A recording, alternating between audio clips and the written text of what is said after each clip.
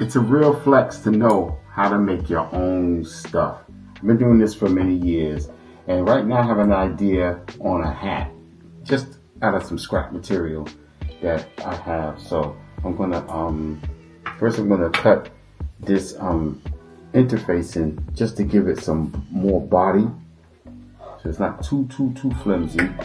So I'm just cutting this iron-on interfacing.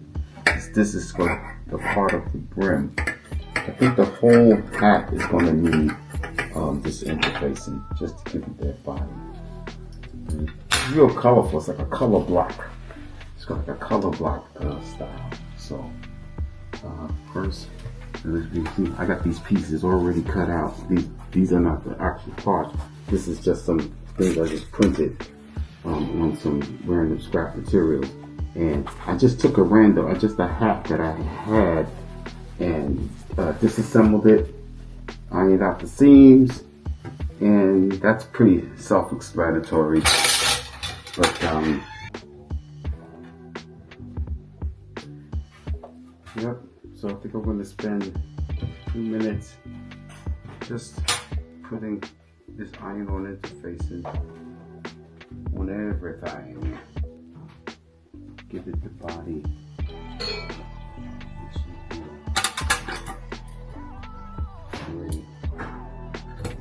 Again, this was just like an idea. Like I said, when I have an idea, I just gotta get it out. This is not going to anyone in particular. This is something that I just have on my heart and want to do. I like the colors. Very inspiring. And yeah, that's nice.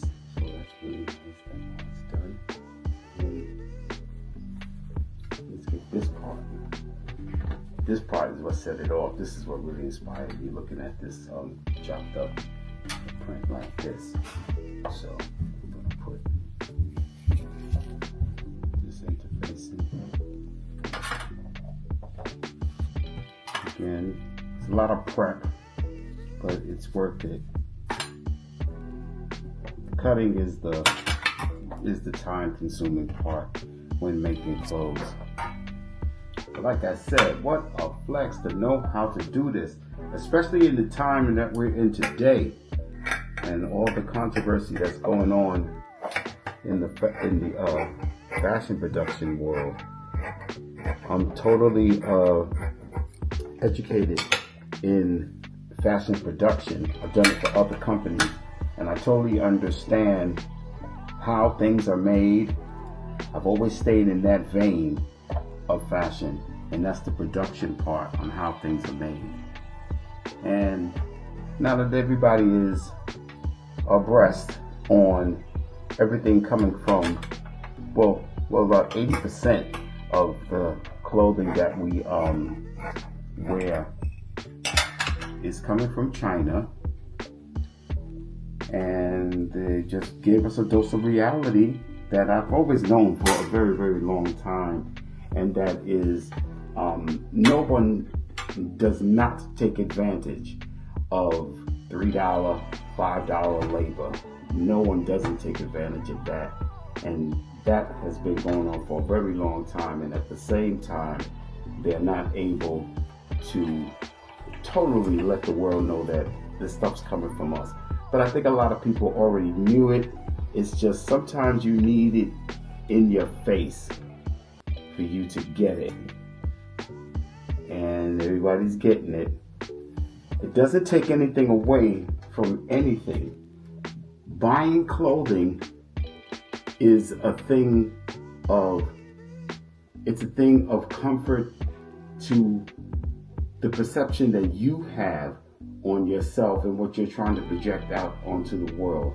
That's basically what these companies are really trying to sell you. They're not really selling you clothes. They're really selling you the whole a dream fantasy concept on which they're trying to put out, hoping that you would, like it, appreciate it, and like it so much that you would pay the price points that they, ask for.